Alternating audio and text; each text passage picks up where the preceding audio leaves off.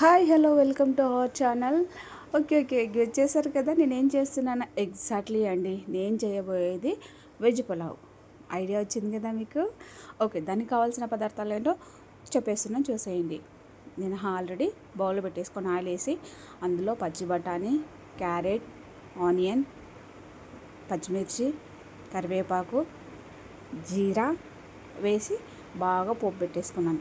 మర్చిపోయాను, అందులోనే కొంచెం అంతా వెల్లుల్లి పేస్ట్ వేయాలి. వేసిన తర్వాత మగ్గిన తర్వాత నేనైతే 3 కప్స్కి 6 కప్స్ వాటర్ తీసుకున్నాను. అందులోనే రా సాల్ట్ యూజ్ చేశానండి. రా సాల్ట్ అయితే టేస్ట్ బాగా ఉంటుంది. చూడండి, కలిపి కొంచెం వాటర్ అనేది సలసల మగ్గాలండి. వాటర్ మగ్గినప్పుడు మనం ఆల్రెడీ 15 మినిట్స్ నానబెట్టుకున్న రైస్ ఉంది కదా, అందులో వేసేసుకోవాలి. చూడండి ఈ విధంగా. ఓకే అండి, నా ఛానల్ చూస్తున్నారు, ఎవరు సబ్స్క్రైబ్ చేసుకోవట్లేదు. ఒకసారి నా ఛానల్ సబ్స్క్రైబ్ చేసుకోండి, లైక్ ఇవ్వండి. మీరు ఇచ్చే చిన్న లైకే నాకు చాలా సపోర్టివ్గా ఉంటుంది. ఓకే, వాటర్ అనేది చూడండి ఇక్కడ సలసల మరిగిన తర్వాత అందులో రైస్ వేసుకోవాలి. వేసుకొని కొంచెం కలుపుకొని నేనైతే స్టవ్ మీద పెట్టట్లేదండి, నేను ఆల్రెడీ కుక్కర్లోనే చేస్తున్నాను. పోపు మాత్రం నేను స్టవ్ మీద వేసుకున్నాను. చూడండి, నేనైతే కుక్కర్లో పెట్టేశాను.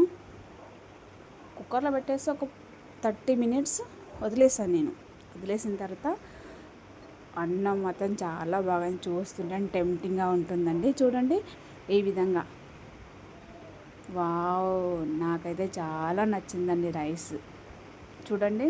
అవును, నేను వెజ్ పులావ్కి ఏం చేశానని కదా, కాంబినేషన్ ఏం చేశాను అనుకుంటున్నారు.